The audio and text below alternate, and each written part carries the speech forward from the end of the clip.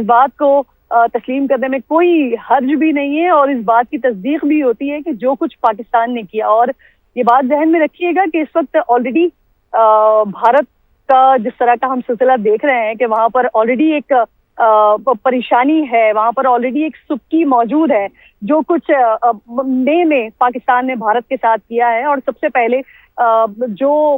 उनको जिल्लत और रुसवाई का सामना करना पड़ा है, वो सबसे पहले उनको करना ही फजा में पड़ा था। अगर आपको याद होगा 6 और 7 की रात को जो सिलसिला हुआ था, और उसके बाद 10 तारीख तक जो कुछ किया गया, तो ये कोई नई बात नहीं है भारत के लिए। अगर आप पिछला साल याद कीजिए और उससे पिछला साल याद कीजिए, तो फजाई तारीख में जो सबसे ज्यादा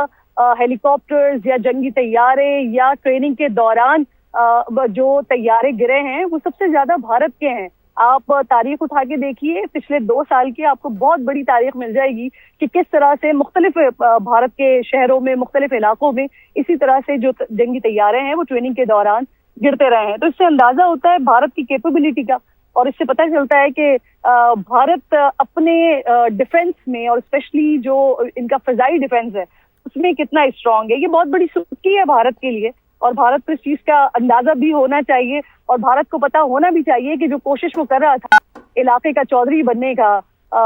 इस खत्ते का, एशिया का चौधरी बनने का, तो अगर आपकी अपनी तैयारी ऐसी हो, और मेरे जहन में तो एक वो बड़ा फनी सा डायलॉग आ रहा था एक मूवी का कि अगर उड़ा नहीं सकते, चला नहीं सकते, तो उड़ाते क्यों। तो यही सिचुएशन है भारत की इस वक्त।